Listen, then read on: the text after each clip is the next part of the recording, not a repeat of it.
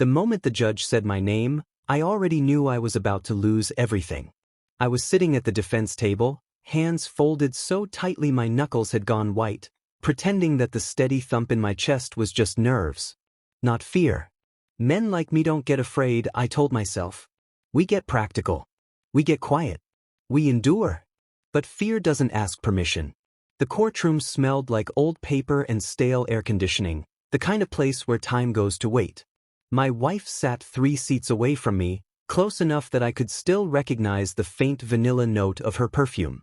Far enough that she might as well have been on another continent. She didn't look at me once. Not when we walked in. Not when the judge adjusted his glasses. Not even when our names were spoken together, like a habit that hadn't learned it was over. Her lawyer did the looking for her. He was calm. Comfortable. Too comfortable. His suit fit like confidence, and when he leaned in to whisper something to her, she smiled. Not a nervous smile. Not a polite one. It was the smile she used to give me when we were on the same side of the world. That was the first crack beneath my feet. The judge cleared his throat and began reading numbers. Assets. Percentages. Custody schedules. Each word landed with surgical precision, clean and merciless. I tried to follow along, but my mind lagged behind, like it couldn't keep up with how fast my life was being dismantled. Based on the evidence presented, the judge said, this court finds the settlement equitable and final. Equitable. The word echoed in my skull, hollow and mocking. I waited for my attorney to object. To stand. To say something, anything, that sounded like resistance. He shifted in his seat, cleared his throat, then stayed silent. The sound of that silence was louder than the gavel when it finally came down. That was the moment the floor dropped out. I didn't feel it right away. Shock has a way of cushioning the fall. My ears rang softly, like I was underwater, and everything slowed to an unnatural crawl. The judge's lips kept moving. Papers slid across the table. Pens scratched signatures that felt like death certificates. My wife finally turned toward me. Her eyes didn't soften. They didn't harden either. They were empty. Professional. Like this was a business deal she'd already emotionally closed. You'll receive the finalized documents by mail, she said quietly, her voice low enough that only I could hear. Please don't make this harder than it needs to be. Harder. I wanted to laugh. I wanted to stand up and shout that I'd built everything she was walking away with. The house. The accounts. The life. I wanted to remind her of the nights I stayed up late working overtime so she could sleep. Of the promises we made when we were young and broke and believed love was enough to protect us from becoming strangers. Instead, I nodded. Men like me nod. We swallow. We survive. As we stood to leave, her lawyer placed a hand on the small of her back. Casual. Familiar. A gesture so intimate it didn't belong in a courtroom. Something inside me finally caught up. I watched her lean into it, just slightly, and in that microscopic movement, years of marriage rearranged themselves into a new, uglier shape. Pieces I hadn't questioned suddenly snapped into place. Late-night meetings. Closed laptops. A lawyer who seemed to anticipate my every move before I made it. I felt sick. The hallway outside the courtroom was brighter, louder, full of echoes and footsteps and other people's lives continuing like nothing had happened. My wife walked past me without stopping. Her lawyer followed, already dialing his phone. I stood there alone, holding a manila folder that felt heavier than it should have. In the elevator, my reflection stared back at me from the mirrored wall. 34 years old. Tie crooked. Eyes dull. I looked like a man who had done everything he was supposed to do and still ended up disposable. When I reached the parking lot, my phone buzzed. A text. From her. You should have been smarter. That was it. No anger. No apology. Just a final verdict. I sat in my car with the engine off, staring at the message until the screen dimmed. Then I stared at my hands. The same hands that had signed mortgage papers. Held my sons when they were born. Shaken other men's hands on deals that promised security. All of it gone. I drove home on autopilot. Traffic lights changed. Radios played songs I didn't hear. Somewhere along the way, my chest started to ache, not sharply, but constantly, like grief had taken up permanent residence. The house was already half empty when I arrived. Her things were gone. Photos missing from the walls like they'd been surgically removed. The silence inside that place was unnatural, like it was holding its breath. I walked into what used to be our bedroom. The imprint of her side of the bed was already fading. That's when the numbers finally hit. I opened my banking app. Balances that used to define my sense of safety had been reduced to lines of zeros. Retirement accounts transferred. Savings liquidated. A neat, legal erasure. I sat on the edge of the bed and laughed. Not because it was funny, because if I didn't, I might have screamed. Later that night, I lay on the bare mattress staring at the ceiling, replaying every moment I'd ignored. Every time I told myself I was being paranoid. Every instinct I'd buried because trusting her felt easier than questioning her. I thought about my sons. About how the judge had said their names like items on a checklist. About the schedule that told me when I was allowed to be their father. Allowed. Sleep didn't come. Dawn did. As pale light crept through the window, one thought kept repeating, steady and relentless. This wasn't just a divorce. This was an execution. And the worst part wasn't losing the money. Or the house. Or even the marriage. It was realizing that somewhere along the way, I had mistaken stability for safety, and paid for it with everything I was. I didn't know it yet, but this was only the beginning. Because when the floor drops out, you don't fall forever. You land somewhere. And sometimes, where you land changes who you become. By the end of that week, my life could be summarized in digits. Not memories. Not years. Not effort. Digits. I stood in the parking lot outside my bank branch, phone in my hand, refreshing the screen like it might apologize if I checked one more time. It didn't. The number stayed exactly where it was. $412.18. That was what remained of a marriage, a decade of work, and every sacrifice I'd made thinking stability was the same thing as safety. $412 wasn't a balance. It was a verdict. I laughed again. Same hollow sound as before. It echoed off the inside of my car and died there. Men aren't taught how to lose like this. We're taught to prepare, to provide, to plan. Nobody hands you a manual for what to do when the plan not only fails, but gets used against you. I drove home and started packing. Not because I wanted to move, but because staying felt like drowning slowly. Every room reminded me of something I no longer had permission to touch. The couch where my sons used to wrestle. The kitchen counter where my wife and I once planned vacations we'd never take again. I kept it practical. Clothes. Documents. Nothing sentimental. Sentimental things are luxuries for men who still have margin. By the afternoon, I was standing inside a studio apartment that smelled faintly of bleach and old carpet. One window. Thin walls. A bathroom so small you had to choose between the sink and dignity. I told myself it was temporary. Men always do. That night, I sat on the floor with my back against the wall, eating takeout straight from the container, scrolling job listings on my phone. Management roles. Operations. Security consulting. Things I was qualified for. Things I had done before. Thank you for your interest. We've decided to move forward with other candidates. Your experience is impressive, but the rejections were polite. Professional. Bloodless. Each one chipped away at something I didn't realize was load-bearing until it started to crack. By the third day, my inbox was full of silence. By the fourth, my phone rang. "Can you come in tomorrow night?" the voice asked. The job posting hadn't mentioned night shifts. Or the uniform. Or the pay. "How much?" I asked. There was a pause. 15 an hour. I closed my eyes. Did the math automatically. Child support. "I'll be there," I said. That's how men surrender without announcing it. The uniform didn't fit right. Too loose in the shoulders. Too tight at the waist. It felt like it belonged to someone else. Someone older, quieter, invisible. My first night as a security guard was uneventful in all the wrong ways. Walk the floors. Check the doors. Repeat. The building was expensive and empty after hours, full of offices that belonged to people who still believed effort guaranteed outcome. I watched their framed awards and family photos as I made my rounds. Smiling faces. Trophies. Proof of lives still moving forward. Around 2 a.m., my phone buzzed.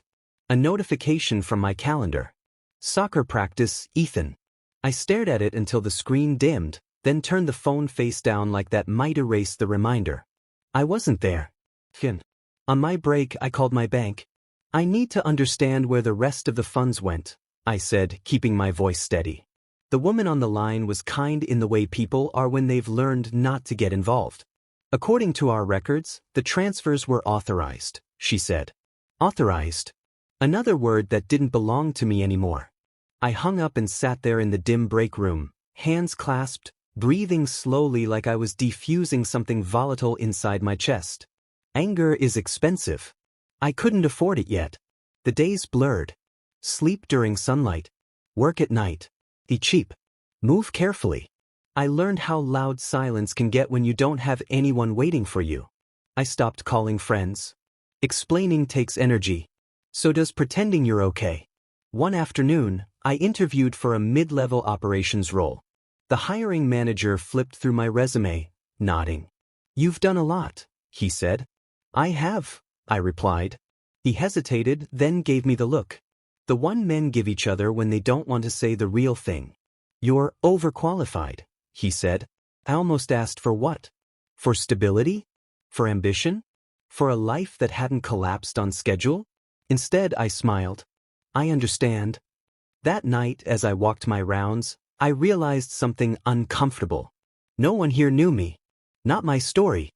Not my losses. Not what I used to be. I was just a man in a uniform, checking doors, making sure other people's lives stayed uninterrupted. There was a strange relief in that. If I was already invisible, there was nothing left to protect. At 3:17 a.m., my phone buzzed again. A known number. I stared at it for a long second, then let it ring out. Whoever it was, I didn't have room for surprises. I was still trying to get used to the emptiness I could already account for. When the screen went dark, I leaned back in my chair and closed my eyes. I thought about the man I used to be. The one who measured himself by progress charts and 5-year plans. The one who believed being responsible was the same thing as being respected. That man wouldn't recognize me now. But maybe that was the point. Because stripped of everything, money, marriage, momentum, I was left with something raw and uncomfortable. The truth. I didn't know who I was without the numbers backing me up. And for the first time in my life, that question mattered more than the balance in my bank account. Somewhere in the building, an elevator chimed. I stood up, adjusted the ill-fitting uniform, and went back to work, unaware that the call I ignored would soon force me to confront a past I'd been running from and a future that refused to let me stay small. I didn't go looking for the truth. That's the part that still stings. I wasn't digging. I wasn't plotting revenge or building some dramatic comeback story in my head. I was just trying to survive the night shift without letting my thoughts spiral into places I couldn't afford. The building was quiet in that artificial way, too clean, too still. Offices locked up like secrets. My footsteps echoed as I moved from floor to floor, checking doors I already knew would be secure. It was mindless work, and that's why it happened.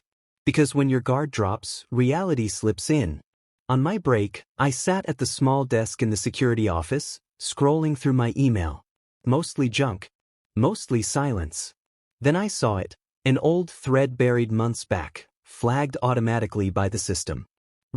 Revised asset schedule. The sender was my wife. The recipient wasn't my attorney. It was her lawyer. I almost closed it. Reflex. A decade of marriage had trained me not to read into things, not to interrogate, not to assume the worst about the woman I loved. Trust had been muscle memory. But something in my chest tightened. I opened the thread. The first email was dry. Legal language. Numbers. Attachments. The kind of thing that still could have been innocent. Still could have been professional. Then I scrolled. And scrolled. The tone shifted. "Let's talk off the record. Delete this after." A timestamp from 2 years before the divorce. My throat went dry. I leaned back in the chair, the cheap plastic creaking under my weight, and kept reading even as my body begged me to stop. There were jokes. Inside jokes. Complaints about me, my long hours, my stubbornness, my need to feel in control. Then the line that finally broke the dam. Last night was worth the risk. I stared at it, my vision tunneling until the words blurred. My brain tried to protect me, offering alternatives. Misinterpretations. Coincidences. But denial is a luxury you lose once you've already lost everything else. I checked the dates. The emails overlapped with our anniversary. With family vacations. With nights I'd come home exhausted and grateful, thinking I was building something solid. I felt sick. Not the explosive kind of rage people expect. This was colder. Heavier. Like realizing the ground you'd been standing on for years was hollow the whole time. I kept digging. Once the lie cracks, it doesn't stop there. Bank transfers match dates in the emails. Amounts just small enough to look ordinary, spaced out carefully, like footsteps designed not to leave tracks. Accounts I didn't recognize. Signatures that looked like mine, but weren't. $4.2 million. That was the number that finally settled it. Not a mistake. Not a bad ruling. A coordinated extraction. I wasn't just divorced. I was robbed. My hands were shaking now. I locked the office door, sat back down, and breathed through my nose the way I used to during high-stress negotiations. Slow. Controlled. Functional. Anger wanted to take over. Anger is loud. It demands witnesses. It wants explosions. I couldn't afford any of that. I copied files to a secure drive. Screenshots. Dates. Trails. I moved with a focus that surprised me, like some older version of myself had briefly taken the wheel. When I was done, I just sat there. The building hummed softly around me. HVAC systems. Distant traffic. A world continuing as if my entire history hadn't just been reclassified as fraud. I thought about confronting her. About demanding explanations. About shouting all the words I'd swallowed for years. Instead, I texted her one sentence. Did you plan this? The reply came faster than I expected. You're being dramatic. No denial. I typed again. The transfers. The emails. 3 dots appeared. Then disappeared. Then the message. It's over. Move on. That was it. No apology. No justification. Just an instruction, like I was a problem she'd already solved. Something shifted inside me then, not into rage but clarity. For weeks, I'd been walking around convinced I'd failed. That I wasn't smart enough, aggressive enough, man enough to protect what was mine. But this wasn't incompetence. This was betrayal. And betrayal changes the math. The next morning, after my shift ended, I drove past her building without stopping. I didn't want closure. I wanted distance. Instead, I pulled into a quiet side street and sat there as the sun came up, watching lights spill over the city like nothing had changed. I realized something uncomfortable in that stillness. The man I'd been, the one who trusted systems, people, fairness, was gone. But the man replacing him wasn't broken. He was awake. I didn't know yet what I was going to do with the evidence. Or how far I was willing to go. Or what it would cost me. I only knew this. I would never again confuse silence for peace. That night, back at work, I ran into the elderly tenant on the 15th floor. He nodded at me the way men do when they sense something has shifted. Long night? He asked. Longer than I thought, I said. He studied my face for a moment. You look like a man who just found out the truth, he said.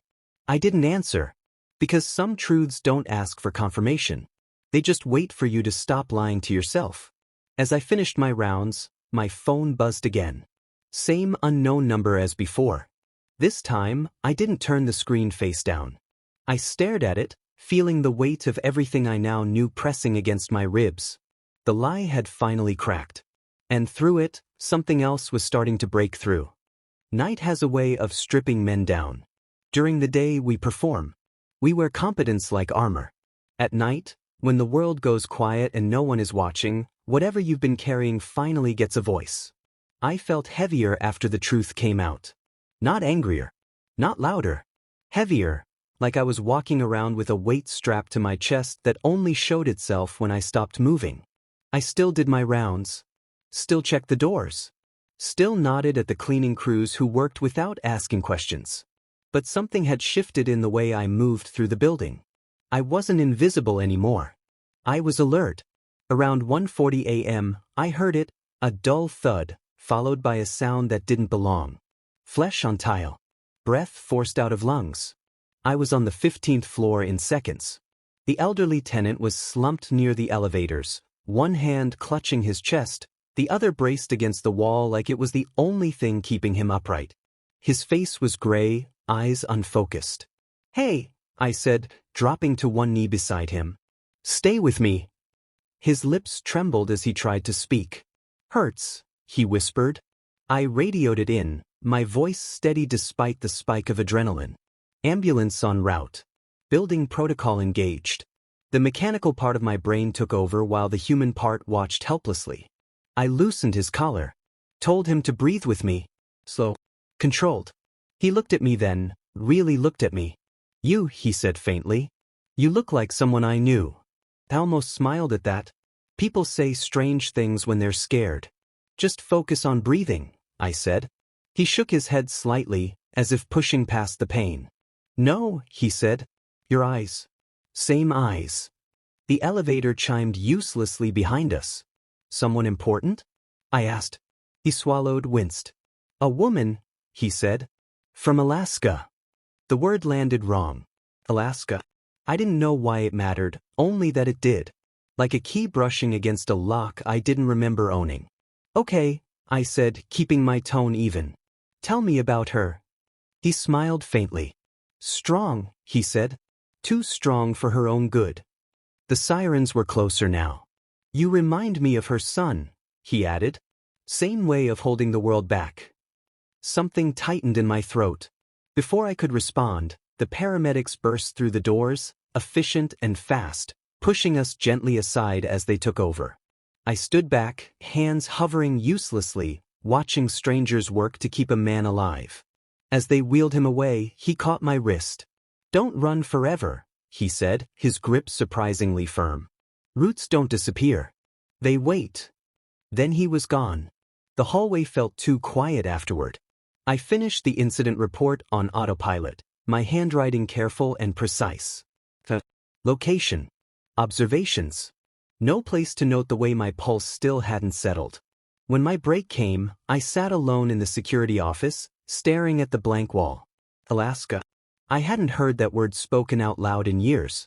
My mother had said it once, a long time ago, when I was too young to understand what it meant to leave. I remembered the suitcase by the door. The way she knelt to my height and told me I was brave.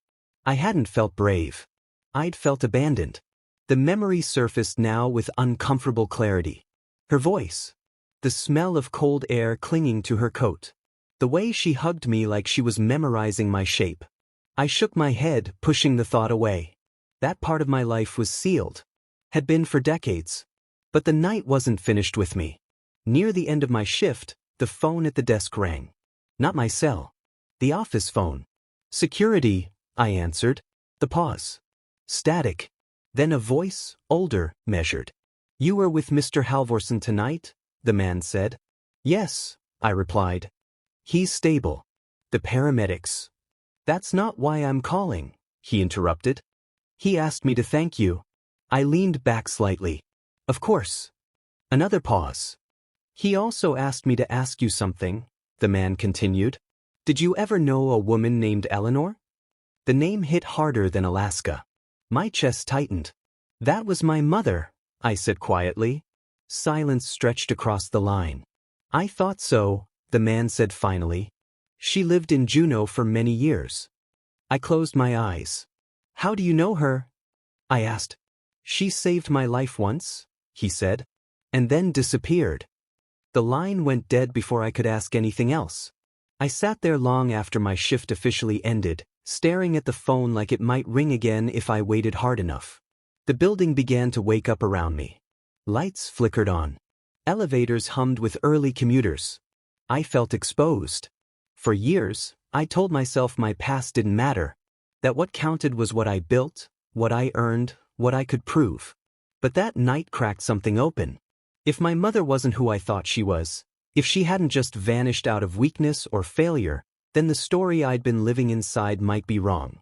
And if that story was wrong, what else was I mistaken about?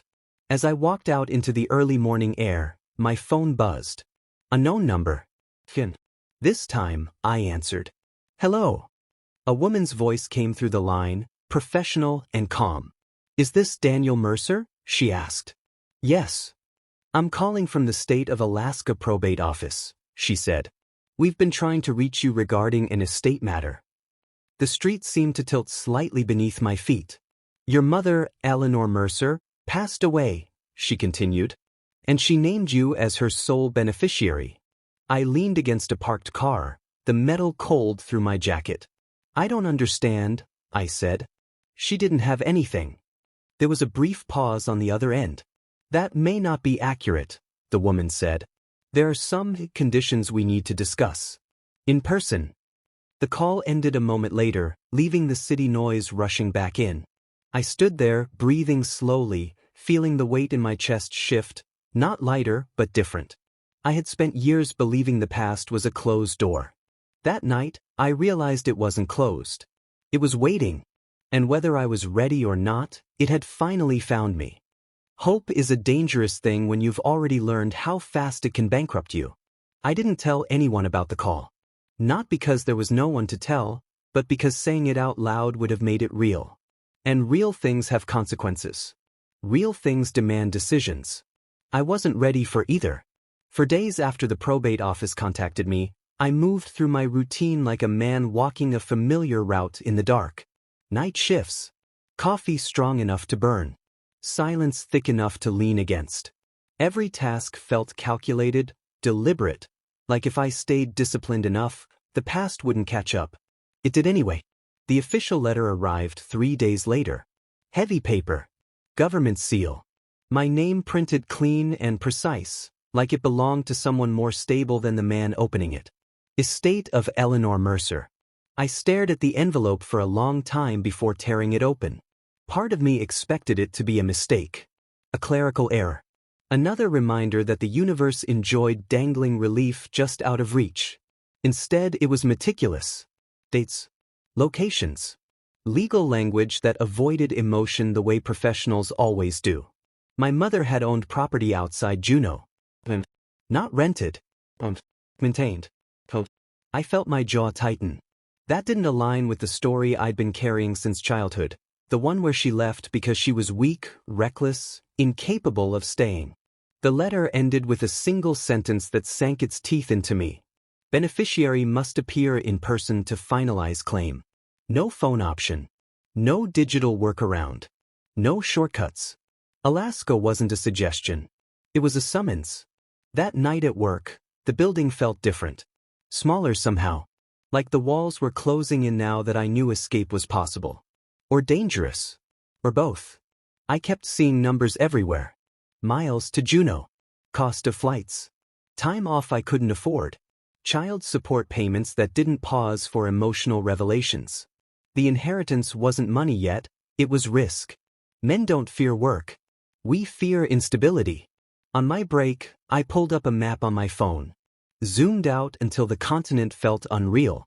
Alaska sat there quietly, massive and indifferent. I thought about my sons. About the way my youngest still asked when things would go back to normal. About how I didn't have an answer that didn't feel like a lie. What kind of man chases ghosts when his kids need consistency? The phone rang. Same number as before. This time, I answered. Mr. Mercer, the woman said. Same calm voice. Same professionalism. I wanted to follow up. We haven't received confirmation of your visit. I don't know if I can come, I said. Silence, not judgmental. Just patient. I understand, she replied. But you should know this estate isn't liquid. What your mother left you isn't a check. It's land. And responsibility. Responsibility. The word hit differently now. There are also stipulations, she added. Conditions tied to the transfer. I closed my eyes. Such as, you'll need to review them in person. Of course I would. After the call ended, I sat there staring at the security monitors. Empty hallways. locked doors. A life reduced to maintenance mode. For the first time since the divorce, I felt something unfamiliar press against my ribs. Not excitement. Fear. Because fear means there's something left to lose. The next morning, I drove to my old house without meaning to. Didn't park. Didn't stop. Just slowed as I passed. Someone else's car in the driveway now. Curtains moved where mine used to hang. I realized something then. Staying hadn't protected me. It had only preserved the damage. I called my supervisor that afternoon. "I need a week," I said. He hesitated. "That's short notice." "I know." Another pause. Then, "Be back on time." It wasn't approval. It was permission enough. That night, I packed a small bag. Not because I believed in the inheritance, but because not going felt like choosing to stay small. At the airport, surrounded by people chasing vacations and reunions, I felt out of place. My ticket was one way. Not because I planned to stay, but because I couldn't afford to pretend I knew how long this would take. As the plane lifted off, the city shrank beneath me. All the places I'd failed. All the math that had defined my worth. Somewhere over the clouds, it occurred to me that every major turning point in my life had arrived disguised as inconvenience. Plus, responsibility. Now this. I didn't know what waited for me in Alaska. But for the first time in a long time, the numbers didn't scare me. Because the equation had changed. And whatever my mother left behind wasn't just land. It was a question. One I could no longer avoid answering. Cold has a way of telling the truth. The kind of cold that doesn't shock you all at once, but settles into your bones and waits. That was Alaska. Even stepping off the plane, I felt it. Sharp, clean, unforgiving. Not hostile. Honest. The air smelled different. Like metal and pine and something ancient I couldn't name. I pulled my jacket tighter and stood there for a moment longer than necessary, letting the reality of where I was finally land. I hadn't come here chasing money. I'd come because not coming felt like another kind of lie. Juneau was quieter than I expected. Smaller. Mountains rose out of the mist like they'd always been there and always would be. The town didn't rush to impress me. It didn't care who I was or what I'd lost. That was oddly comforting. The probate office was a squat, unremarkable building. Fluorescent lights. Neutral walls. A place designed to keep emotion out of legal matters. It didn't work. The woman from the phone call met me in a small conference room. Mid-40s. Calm eyes. The kind of presence that suggested she'd seen people come apart without letting it infect her. "Mr. Mercer," she said, offering her hand. "I'm glad you came." I nodded, unsure what emotion would be appropriate. She slid a folder across the table. "Your mother was very specific," she said. "About timing. About you." That sentence alone carried more weight than any number I'd seen in months. She explained the basics first. Property outside the city limits. Maintained quietly for years. No debt attached. No outstanding disputes. Then she paused. "There's a condition," she said. I expected legal jargon. Performance clauses. Maybe a requirement to sell. Instead, she said, "You have to see it." The drive out of town was silent. Trees blurred past the windows. Snow clung stubbornly to the ground like it had decided to stay. When we stopped, it didn't look like much. A modest cabin. Weathered but solid. Smoke stains near the chimney. A fence that had been repaired more than once, by someone who fixed what broke instead of replacing it. My chest tightened. "She lived here alone?" I asked. "For the most part," the woman replied. "By choice." The door creaked as I pushed it open. The smell inside hit me immediately. Wood, old books, something warm beneath the cold. This wasn't abandonment. This was intention. The cabin was sparse but lived in. Tools hung neatly along one wall. A small desk near the window. Handwritten notes pinned in careful rows. Calendars marked with weather patterns instead of holidays. I ran my fingers along the edge of the table. "She didn't disappear," I said quietly. "No," the woman replied. "She prepared." There was a letter on the desk. My name. Written in my mother's hand. I sat down before opening it, suddenly aware of how hard my heart was beating. "Daniel?" If you're reading this, it means I was right about one thing. You came. My throat tightened. She wrote plainly. No apologies disguised as explanations.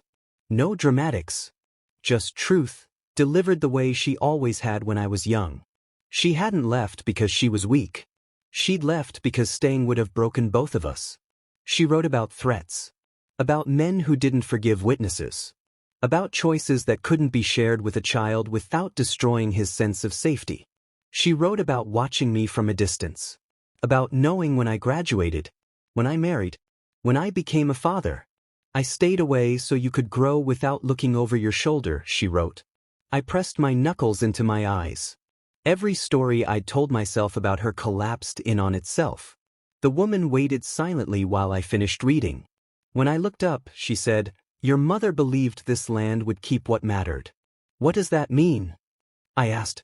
"It means she believed some things survive best when left alone," she said. We walked the property afterward. The snow crunched underfoot. The sky hung low and gray, like it was listening. I felt something unfamiliar settle in my chest. Grief, but clean. Not the kind that eats you alive. The kind that clarifies. "There's one more thing," the woman said as we stopped near the tree line. "The land transfer isn't automatic." I nodded. I'd expected that. "There's a pending dispute," she continued. "A development company has been trying to acquire the surrounding properties.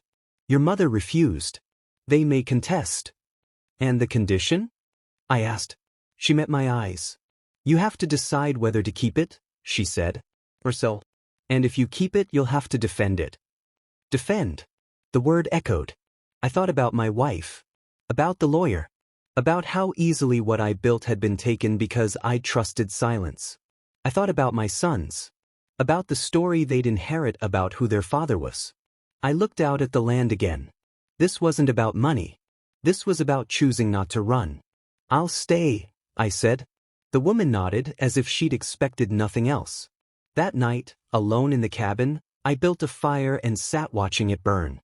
The cold pressed against the walls, but inside, it was warm. For the first time in years, my thoughts weren't racing. I understood something then. My mother hadn't left me with an inheritance. She'd left me with a test. A chance to become the kind of man who doesn't disappear when things get hard. Outside, the wind moved through the trees like a low, steady breath. The ice hadn't preserved land. It had preserved the truth. And now that truth was mine to carry forward. Standing up is easy when you're angry. Staying upright when everything is designed to make you fold, that's different. I stayed in Alaska longer than planned. Not because I was hiding, and not because I'd forgotten the life waiting back home. I stayed because every morning I woke up in that cabin, the decision felt heavier and clearer. The land wasn't dramatic. No sweeping gestures. No cinematic moments. Just work. Repairs that needed doing. Fences that leaned too far to the left. Snow that didn't care how tired I was. Responsibility has a way of quieting the noise. On the fourth day, the call came. Not from the probate office. From California. I watched the phone ring on the table, vibrating softly like it was nervous. Her lawyer's name lit up the screen. I didn't answer at first. Some part of me wanted to keep the two worlds separate, the one where I was rebuilding something honest, and the one where everything had been stripped from me with a smile. But avoiding a fight doesn't mean you've won. I answered. "Daniel," he said like we were old friends. "We need to talk." "No," I replied. "You need to listen." There was a pause. The kind men take when their usual leverage doesn't work. "You're complicating things," he said. "This can still be resolved quietly." Quietly. That word again. "I have the emails," I said. "The transfers. The timeline." Silence. I let it stretch. "You think you're in control," he finally said. "But you're not." I looked out the cabin window at the land my mother had protected for decades. "I am now," I said. The call ended without threats. Without shouting. Which told me everything. 2 days later, my attorney called. A real one this time. He didn't sugarcoat it. "If you move forward, they'll fight. They'll dig into everything. Your finances. Your custody arrangement. This won't be clean." I'm not looking for clean, I said. I'm looking for true. He exhaled slowly. You understand what's at risk? I thought about the land, the dispute, the condition attached to the inheritance.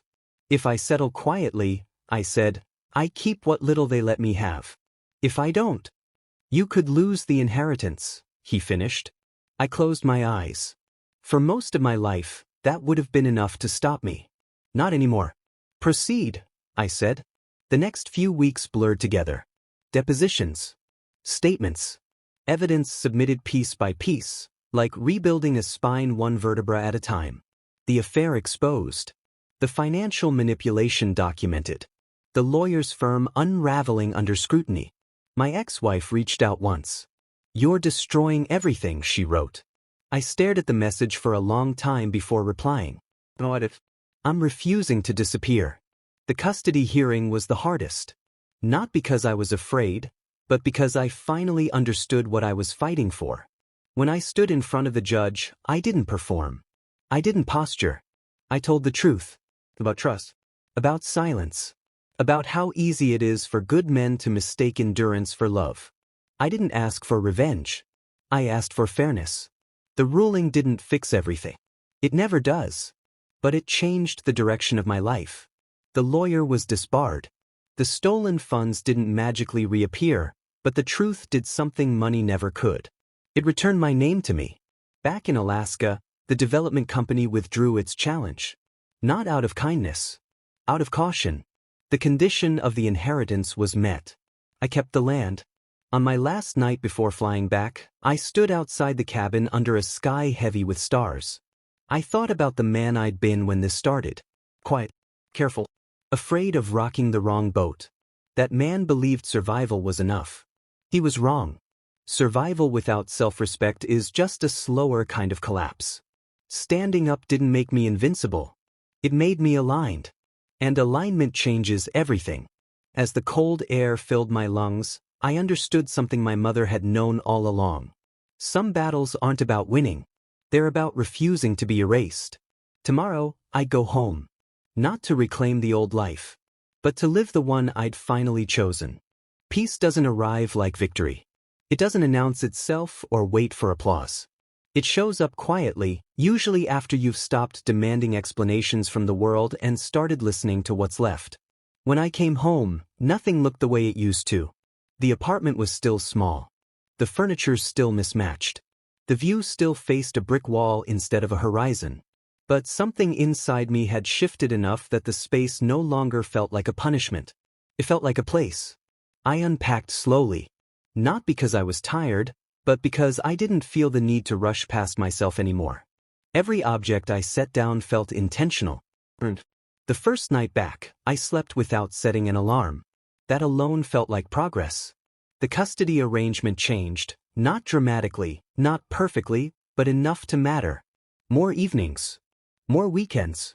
More chances to be present instead of scheduled. The first time my sons came over, they stood in the doorway like guests instead of residents. This is it? My oldest asked, trying not to sound disappointed. For now, I said. He nodded, then shrugged the way boys do when they're deciding what matters. Can we order pizza? I smiled. We ate on the floor. Boxes open. Knees touching. No speeches. No explanations about what had happened or what I'd lost. Just time. Later, when they were asleep, I sat alone on the couch and let the quiet settle around me. The old version of me would have filled it with plans, goals, anxieties. This version let it be. I stayed on the night shift for a while. Not because I had to, but because it reminded me who I was when everything fell apart. It kept me honest. Grounded. Eventually, something else came. Not a miracle. An offer. A small operations role with a firm that valued transparency over speed. The kind of place that didn't promise the world but didn't lie about the cost of living in it either. I took it. Not because it paid more. Because it let me sleep at night. The land in Alaska remained untouched. I didn't sell it. I didn't build on it either. I let it exist the way my mother had. Quietly, stubbornly, without asking permission. Some weekends I took my sons there. They didn't ask many questions. Kids don't need the full story to feel the truth of a place. On one of those trips, my youngest asked, "Why did Grandma live here alone?" I thought about it before answering. "Because she was protecting something," I said. "What?" "This," I replied. He seemed satisfied with that. One night, back in the cabin, after the boys had fallen asleep, I found myself rereading my mother's letter. Not with anger.